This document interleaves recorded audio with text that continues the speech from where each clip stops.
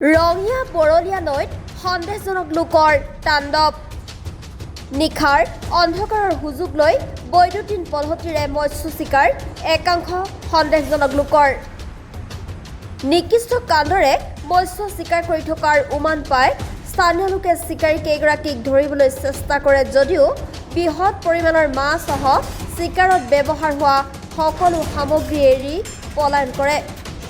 তাৰ পাছতে স্থানীয় লোকে বন বিভাগক খবৰ দিয়াত ঘটনাস্থলীত বন বিভাগৰ লোক উপস্থিত হৈ এখন নাওসহ দুটাকৈ বেটাৰী লগতে মাছ আৰু মৎস্য চিকাৰত ব্যৱহাৰ কৰা বৈদ্যুতিন কিছু সা সৰঞ্জাম জব্দ কৰে। আমি কেইদিন হ'ল আমি ইয়াতে চুপি আছোঁ, মাছ মাৰা বুলি সন্দেহ হৈ আছে নদীত, এনেকুৱা বি দিয়ে মাছগিলা মৰি উঠে।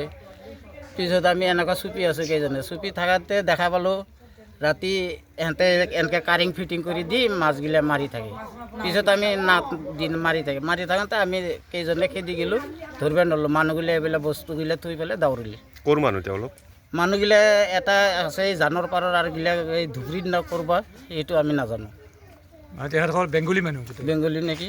আচ্ছা, আপোনালোকে যে ধৰিলে তেখেতসকল সিহঁতে এইটো এইবিলাক এই বেটাৰী পাইছোঁ দুটা আৰু হেৰি পালোঁ এই মাছ মৰা যোগাৰটো আৰু কাৰিং ফিটিং কৰা আৰু নাওখন নদীতে আছে আপোনালোকে তাত ধৰি ৰাখিছে?